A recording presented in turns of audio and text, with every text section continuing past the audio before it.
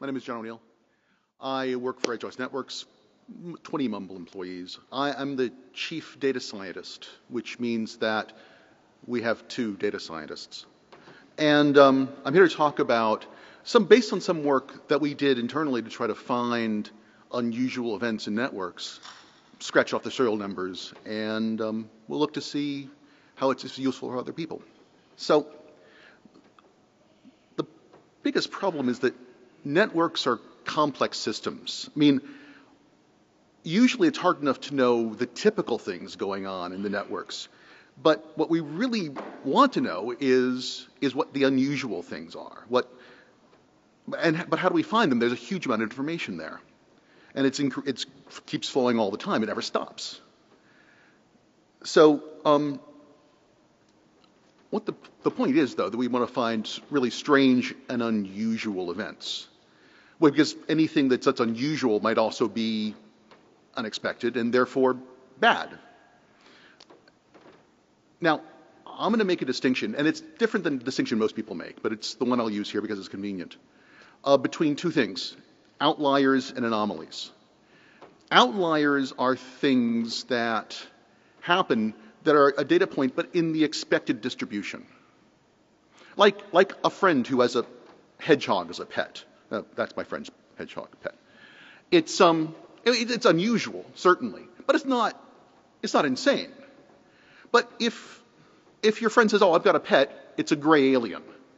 Well, something else is going on if that's the case. And so you want to distinguish between the 2, but really the only good way to distinguish between the 2 is to actually find the outliers and then see if they're anomalies or not. And that really requires a human input. Oh, and by the way, Mr. Splanky has a Twitter account, but you can ask about it at the end if you're curious.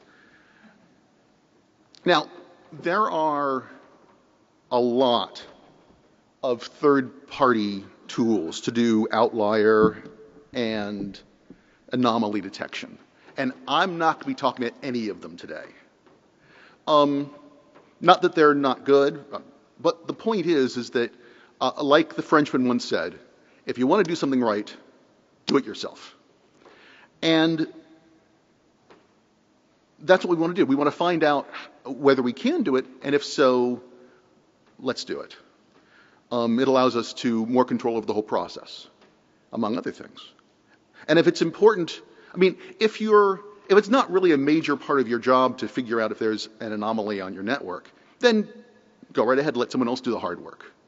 But if it's a big part of your job, then you probably want to have more control over it and bring it in-house. And this is just the starting point for doing that. So, and to do all this, I'll be using Python. First is that I have the source code. It's easy to write and to read. It also has a lot of mature third-party libraries that are open source, especially for data science, and that are very good for this. It's easy to install if you haven't installed it already. And given that a lot of the libraries that we'll be using are written in C or Python, or Fortran or something, they're actually together, it's fast enough. We'll be talking about that a little while later too. I gotta check the time. Okay. So that's what we're going to do here. We're going to write a few interesting example tools to detect outlier events in Python. And they're basically intended to answer a couple of interesting questions that I started with and to scale well. Because if they don't scale well, they're going to die eventually, given the onslaught of data. And I also wanted them to be fairly easy to modify and certainly improve in order to answer your questions, whatever they might be for where you are and what you're doing. And the code, you can see the code. That's the link to the code, the GitHub repo. I'll actually repeat it on the slide at the end of the talk, so you don't need to scribble it down right now, unless you want to.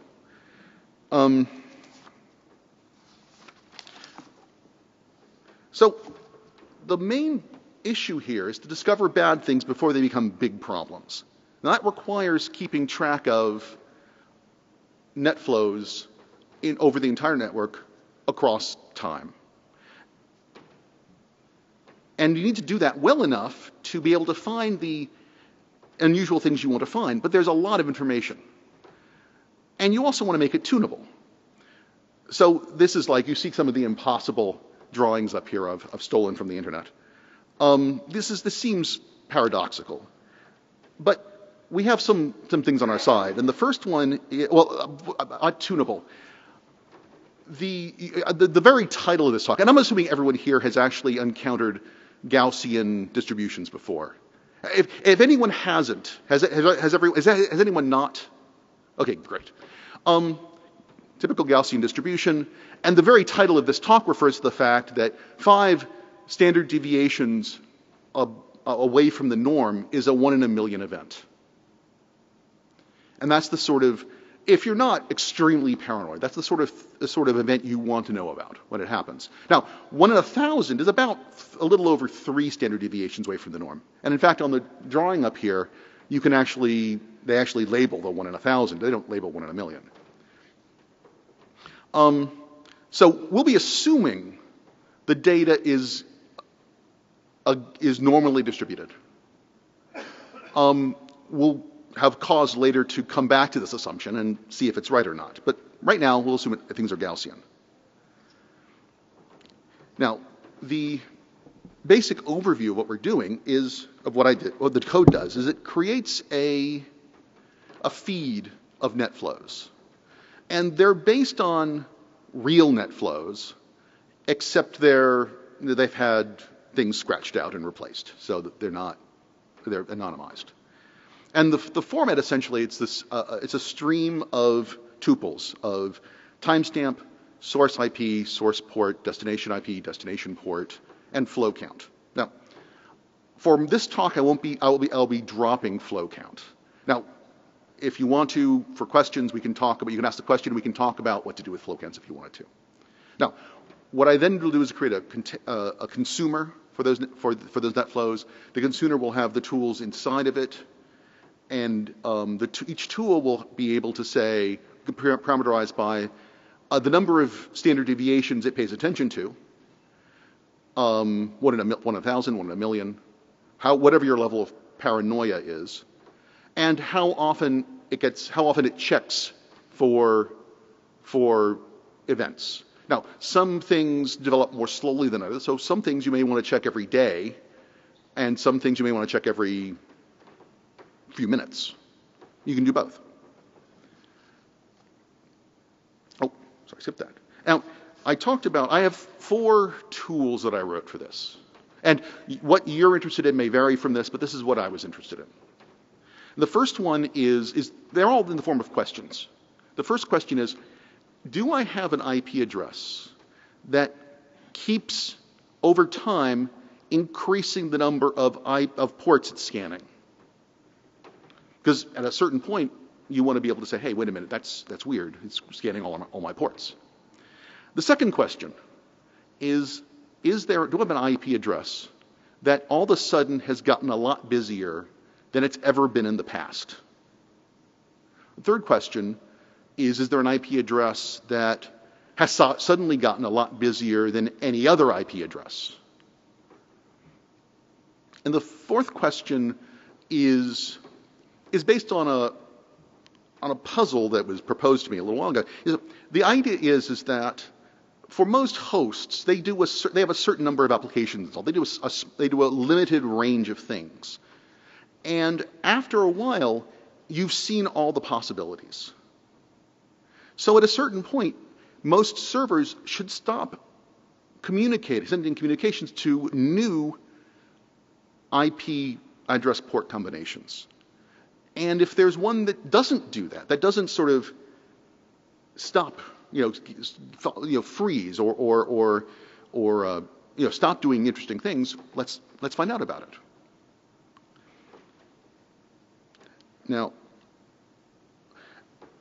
Now, to do all 4 of these things, I'll use the same small set of tools.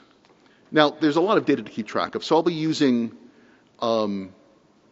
sketching and streaming tools. And they have the advantage that they don't increase their memory footprint over time. In other words, once you allocate them for each IP address, or once you allocate them, they never grow after that. And they keep giving you the right answers, or their answers anyway. So, three things we'll be tracking for these four tools. The first one is set cardinality, or the number of unique things that have passed by. And we use a data structure called hyperloglog. Now, has anyone heard about hyperloglog? Okay, so a couple of you, that's good. It's a cool thing. Basically, the idea is that it keeps track of the number of unique items, the cardinality of the set that's passing through it, the multi-set that's passing through it. And it does so with a memory footprint that's, maybe a few K in size. So you can actually create a lot of them, one for each IP address on your network, and you can keep track of up to trillions of things for each one, even though it has a very small footprint. And the other two tools are for incremental Gaussian statistics, means and standard deviations, performing incrementally. So we only keep track of the current mean and standard deviation, not all the data. And online linear regression, basically to find slopes. Both of these don't keep track of any of the data. They just have a certain statistic they keep track of, and that's all you need. And the collective, what happens is that this serves to turn big data into small data. And so we can do this.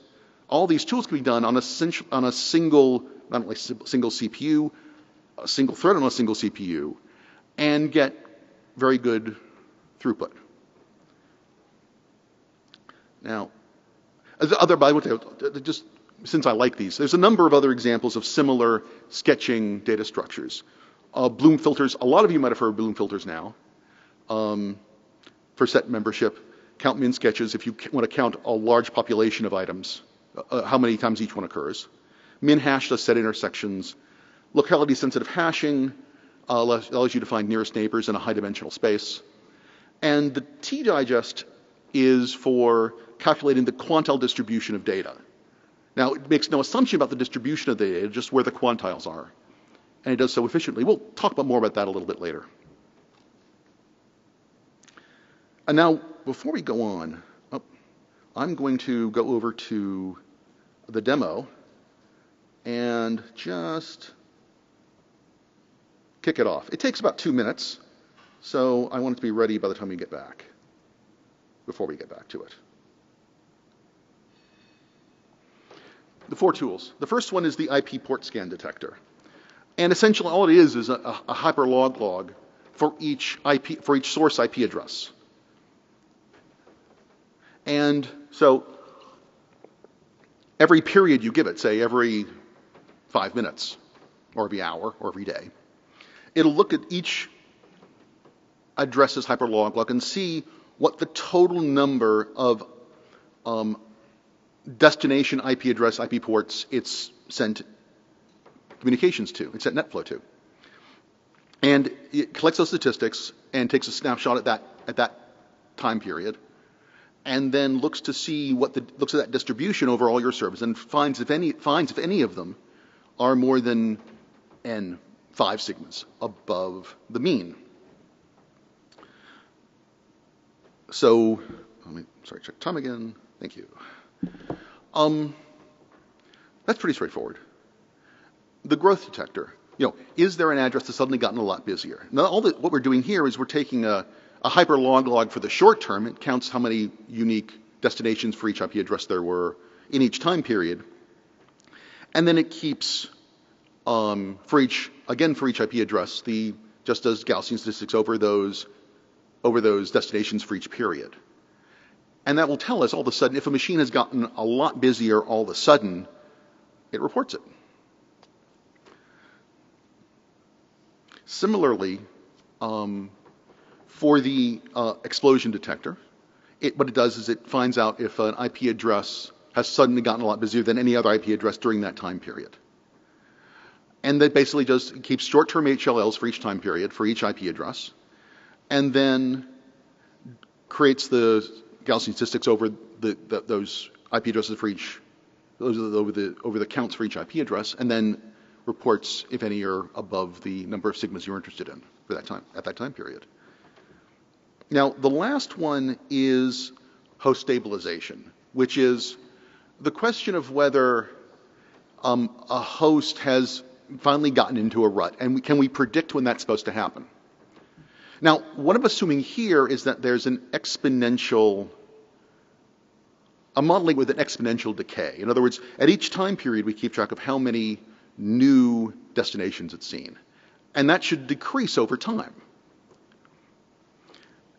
But the problem is that all we've seen is the past. How do we predict the future? How do we get an estimate for the total number we should see over all time? And then know how, when we get close to that we've seen all that we're going to see, probably. Now, can we do that? It turns out that a little bit of calculus later, we can. And that you see the equation at the bottom. Basically, the slope, as you can see from the lines in the drawing, the slopes are negative. So, but basically it's the slope at a given point, at the final data point, times the average over all the data points, the slope over all the data points. And minus is in there because essentially the slopes are negative. And that gives you the most likely prediction for the total number of remaining points to be seen. Now, and so just a check to see if this makes sense. As you can see from the drawing, the slope should get closer and closer to 0. And the average, as you get more and more small numbers, should get closer and closer to 0 as well. So it actually makes a certain, it passes the plausibility test. And so all we do that is we put that into code. We have the hyperlog log. And then we also keep track of the last measurement of hyperlog, because we know what the increment is. And we just have the Gaussian statistics for each IP address and a linear regression for each IP address, incremental linear regression. We just keep track of all of those. And if a server becomes frozen, it wasn't frozen before, we report it. And if a server was frozen before and becomes unfrozen, we report that too. Now let's go back to the demo and see I'll go back to the demo and see how we're doing. Okay, so we did 10 million takes about 2 minutes. You see the number there. So we get about 5 million net flows a minute on this. And so you can see this is using the print command to log things, which is the stupidest logging in the world. And you can certainly do it better. And so you have at the beginning you have some noise, because things are noisy at the beginning when you don't have a lot of statistics. But then it logs everything that happens, and at the end you see that we did 10 million in 2 minutes and 13 seconds.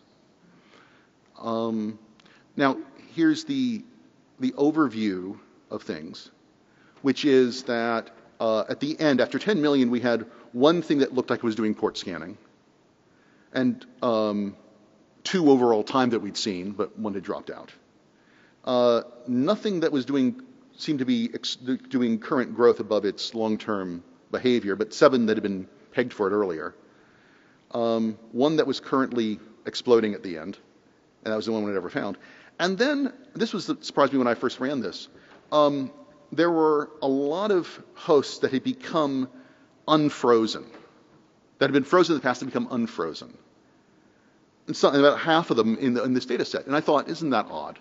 I wouldn't think that would happen. Then I realized where I'd gotten the data from. That underlyingly, before I obfuscated it, the data was actually had a certain number of desktops in it, which, again, you wouldn't expect to behave like servers, because people keep doing things with them. So I said, okay, that actually makes a certain amount of sense. So let's go back over here and see how we're doing. Okay, great. And there. Now, the question is, I'll get back to this question before, is the data actually Gaussian? Now, it turns out that if you just looked at the results I just showed you, you'd say I was setting most of the things at 1 in a million, and I was getting a lot more than 1 in a million. So is the data actually Gaussian? Now let's go back to this, because so let's go back. I actually plotted the, oh, actually, hold on, let me make this a little smaller so you can actually see the whole thing. So this is the port scanner cardinalities after 10 million. And you can see there's a rather long tail there. It doesn't look really that Gaussian. And the same is true for the other statistics that we expected to be Gaussian. That, you know, long tail, long tail, long tail, long tail, but not too bad, I suppose. So what I wanted to do was to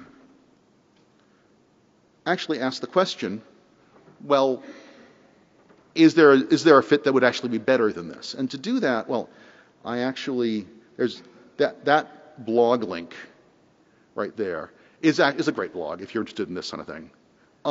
And so basically I stole some code from him and created something that tried three, I stole the power law code, tried three distributions for the quality of fit.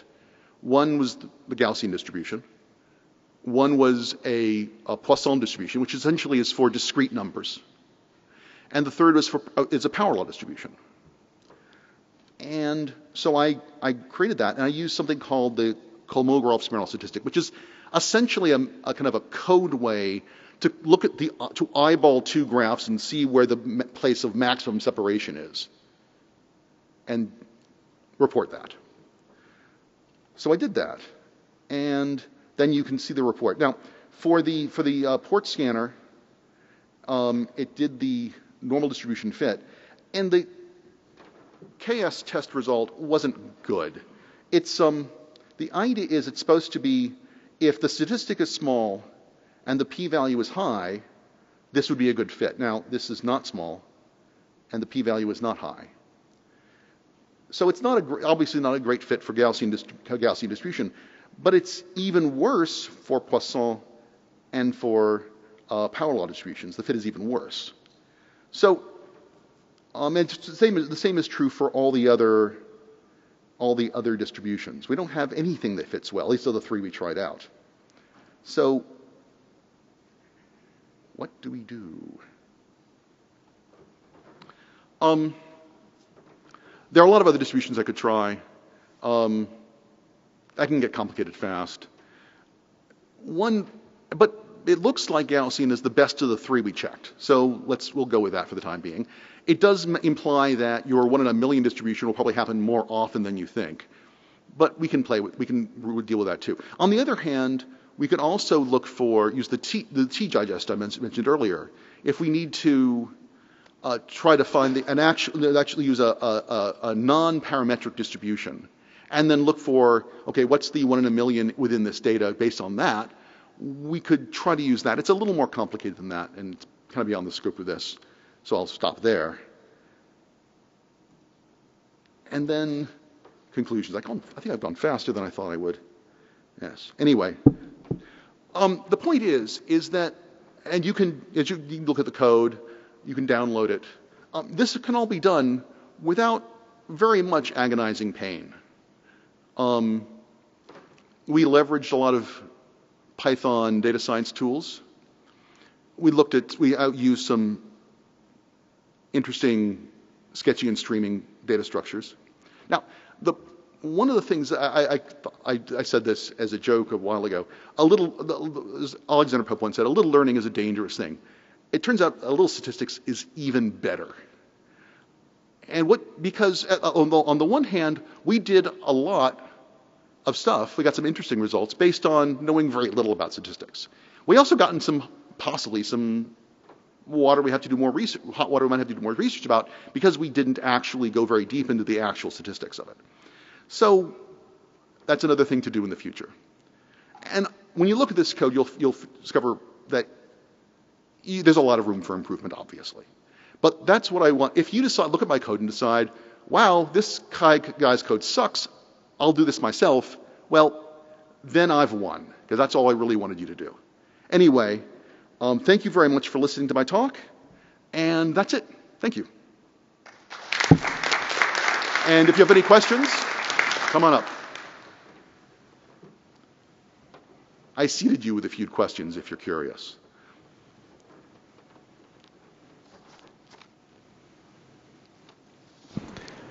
Well, if nobody has it, oh, good, we have a question. Get up there, get up there. Two questions. The first one, was that first IP port scanning in the end? Did you go back and investigate? Actually, for that one, I didn't.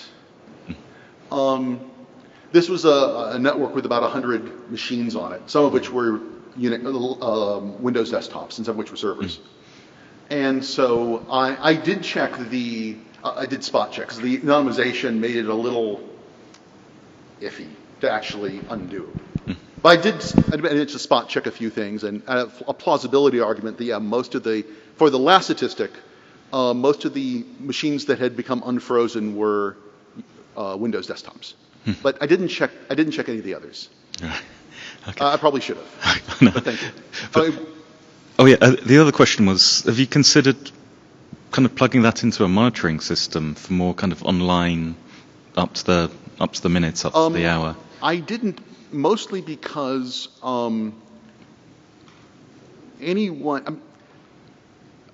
it's relatively straightforward to plug into a monitoring system, and there are a lot of them. And it was kind of, it's obviously a thing you'd want to do. If you were take my code and upgrade or write your own, you'd want to have a system that read these logging comments and alerted you in a more, relaxing way. But yes, that's a good idea. Okay. Thank you. Hi. I'm wondering whether this can be integrated into any monitoring for the network traffic or load balancer traffic on it.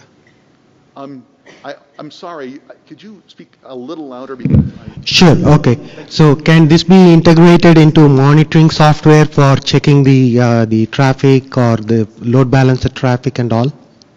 Load balance. Let me use my microphone. Load balancers are an interesting problem because often they sit in the middle, and they can if you aren't careful, they can obfuscate who's really talking to whom. To answer your question, yes. How much you'd want to be able to, undo the load, kind of make the load balancers transparent and doing some other trick, and then using that for monitoring. That would be another issue. But yes. Okay. That would be good. Thank you. Thank you. Anybody else? All right. Thank you, John.